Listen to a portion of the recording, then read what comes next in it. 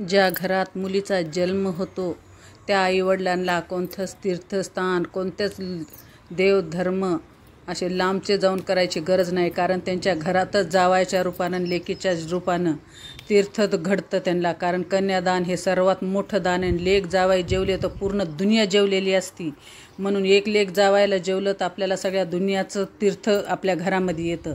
आणि ज्यांच्या घरात जे लेकीचा जन्म झालेला असतो, कुणाकुणाला वाटतं की मुलगी झाली म्हणून पश्चाताप करतात, पण मुलगी ही खूप भाग्यानं मिळते. त्यांना आत्ता कळत नाही, जेव्हा त्यांच्या घरामध्ये सून येते तेव्हा त्यांना लेकीचा अनुभव येतं की लेकीमधील सुनामध्ये काय फरक असतं. जसं किती माया लावली तर सून आपली होत नाही, तसं किती बी मारा भांडा काही करा तशी लेका परकी आपली कधीच होत नाही. 2 दिवस राग करते, तिसऱ्या दिवशी विचारती की आई तू कशी आहेस, वडील कसे आहेत, भाऊ कसे आहेत.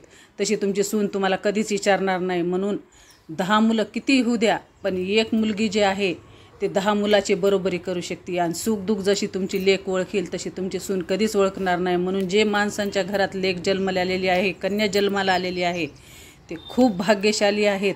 आणि ज्यांच्या घरात आज पण कन्याने जन्म घेतलेला आहे त्यांना खूप खूप शुभेच्छा. आणि आज आहे कन्या दिवस, तर कन्या दिवसाच्या बी तुम्हाला सर्वांना हार्दिक शुभेच्छा.